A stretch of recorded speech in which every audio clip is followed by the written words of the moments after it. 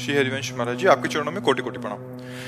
गुरुदेव कहते हैं कि अपनी भक्ति और साधना को छुपाना चाहिए। तिलक एवं कंठी पहनने वाले कतिपय भक्ति ना करें तो भी भागवतिक मार्ग के पथिक माने जाते हैं। गुरुदेव, अगर अपनी भागवतिक मार्ग को प्रकाशित नहीं करना है तो क्या कंठी एवं तिलक जरूरी है? नहीं, वहाँ जो कहा जा रहा है वो कंठी तिलक के लिए नहीं कहा जा रहा है, वो आपकी साधना के लिए कहा जा रहा है। जैसे आप कितना नाम जप करते हैं, आपको क्या अनुभूतियां हो रही हैं, आप कितना भगवान के प्रति समर्पित हैं, आपके क्या क्या पाठ हो रहे हैं, क्या क्या अनुष्ठान हो रहे हैं। अपनी अनुभूतियों को, अपनी दिनचर्या को, अपनी साधना को तब तक छुपाए जब तक भगवत प्राप्ति ना हो जाए। और जब भगवत प्राप्ति हो गई तो फिर बात अलग है, फिर कोई भय का विषय नहीं रहता। इसलिए एक कंठी तिलक तो हमारे जैसे आप लोग सुहाग धारण करते हैं ठसक से, ऐसे हम सुहाग धारण करते हैं। ये हमारा सुहाग है।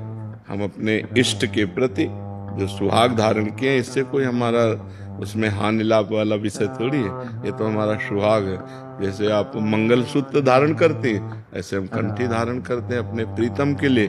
जैसे आप मांग भरती हैं, ऐसे हम अपने प्रीतम का श्रृंगार करते हैं कि हम देखते ही पता चल जाएगा राधा वल्लभी संत है, ये राधा वल्लभ जी का है, पता चल जाता है। ये रामानंदी है, ये राम जी का है, ये शिव जी का है। तो ये सुहाग है।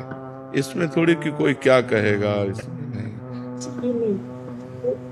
कंठी लगाओ, मान लगाओ, हम भले उतनी भक्ति के अनन्य नहीं होंगे, सामने वाला फिर इज्जत देने लगता है। सामने भगवान है, सामने वाला व्यक्ति क्यों देखती हो? सामने वाले में प्रभु है। अब उसकी सोच है, वो हमारा उपहास करे या सम्मान करे, उसके विषय की बात है। हम उसकी मानसिकता से थोड़ी चलते हैं। भाई कौन क्या कहेगा इसके लिए हम थोड़ी हैं। हमारी साधना, हमारी उपासना, तुम हमें अच्छा कहो या बुरा कहो, तुम गाली दो या सम्मान दो, तो तुम्हारी मति की बात है, हमारी मति की। अगर जो उपासक लोग क्या कहेंगे तो घर बैठो उपासना नहीं कर सकते। लोगों का काम है कहना, कुछ तो लोग कहेंगे, अपनी मस्ती में। तस्मात् शास्त्रम प्रमाणम ते कार्य अकार्यो व्यवस्थित हो। हम शास्त्र के अनुसार चलें, हमसे कोई गलती ना हो, हमसे कोई त्रुटि। शास्त्र आज्ञा करता है अपनी साधना को छुपाओ, तो ये हमारी साधना नहीं, हमारा सुहाग है। साधना हमारी है जो हम अंदर करते हैं। हम कै बजे जगते हैं, हम कितना जप करते हैं, हम क्या खाते हैं, हम कितना सोते हैं, हम कितना तप करते हैं, ये सब गुप्त रखने की बात अगर प्रकाशित कर दोगे तो तुम्हारा बंद हो जाएगा, पक्का घाटा पड़ जाएगा। ये अनुभव की बात है।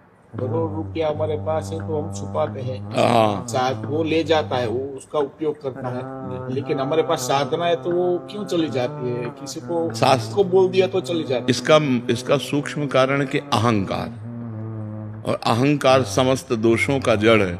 संस्कृति मूल शूल प्रदनाना सकल शोकदायक अभिमाना। ये संस्कृति का मूल है, समस्त शोकों को प्रकट करने वाला है। जहां हम अपनी तपस्या, साधना, गुण, अनुभव वर्णन करते हैं तो उसमें हमारा अहम जागृत होता है। अहम जागृत होता से खत्म, आग लग जाती बस। मूल कारण उसका अहंकार है। जब कहा नहीं कि भगवत प्राप्ति हो जाती है, इसके बाद अहंकार उत्पन्न होने का कोई सवाल ही नहीं। तो संत जन अपने अनुभव वर्णन करते हैं, अपनी दिनचर्या वर्णन करते हैं, अपनी साधना वर्णन करते हैं, क्योंकि अब उनको कोई फर्क नहीं पड़ने वाला। जो फर्क पड़ने वाली चीज थी वो खत्म हो चुकी है। तो जब तक वो स्थिति ना आ जाए तब तक साधक को अपने को छुपाना चाहिए। और जब वो स्थिति आ जाती तो बिस्तरे सब जग बिमल कीर्ति, साधु संगति ना टरे। पूरे संसार में उसकी कीर्ति फैल जाती, उसका कोई घाटा थोड़ी हो जाता है। तो ये जब तक भगवत प्राप्ति न हो तब तक की बात है। थोड़ा बता दिया तो चला जाता है, फिर रोना आता है कि क्या कर दिया मैंने, ऐसा नहीं। बताने का ढंग भी, बताने का ढंग है।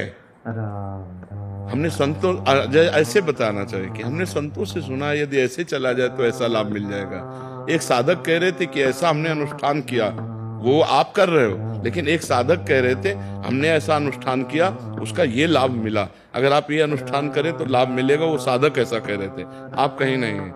आप अपनी बात कह रहे हैं, लेकिन संत और साधक शब्द का प्रयोग करके तो आप बच गए। जब ये कि मैंने ऐसा किया तो मैं यदि गलती से दिनचर्या किसी को बता दिया, वो बिल्कुल अस्त व्यस्त हो गई, दोबारा से वापस चल। हाँ, बस पश्चाताप करें, अंदर जलन हो कि यार मतलब बहुत गलत हो गया, बहुत, अब आगे से गलती नहीं करेंगे। अब जैसे कोई पूछा तुम कै बजे जगती हो, 6 बजे ठाकुर जी जगा देते हैं। तुम कितना भजन करते हो, जितना ठाकुर जी करा देते हैं। खत्म खेल, उत्तर है, कोई अभिमान ही नहीं, जितना ठाकुर जी करा, जैसे ठाकुर जी रखे।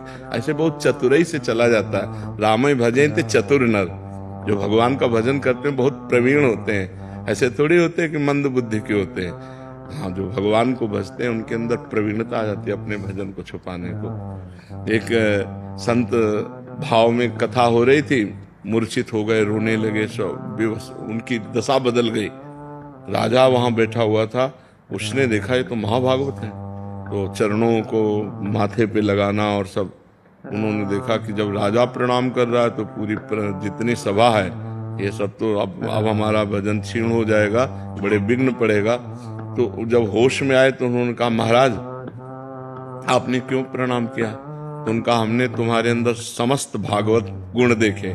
बोले नहीं महाराज, हमें मिर्गी आती है। पूरी सभा को गोल कर दिया, पूरी सभा। राजन का अच्छा? बोले हमें जब कभी ऐसा कुछ होता तो मिर्गी आ जाती, तो हाथ पैर पटकना, लार निकलना आंसू हमारे अंदर। राजा भी वापस एक पॉइंट से सब अपने को बचा लिया। तो अगर हम भक्ति को अपनी चरम सीमा में पहुंचाना चाहते हैं तो हमें छुपाना चाहिए जहां तक हो सके। लेकिन ये नहीं कि हम कंठी न धारण करें, हम भगवान का नाम न उच्चारण करें, नहीं नहीं, इतना नहीं। हम अपनी दिनचर्या को, अपनी तपस्या को, अपने अनुष्ठान को गुप्त रखें। वो हमारी ठसक है। हाँ, वो हमारी गुप्त वस्तु है, वो हमारे अंदर की वस्तु से प्रकट न करें।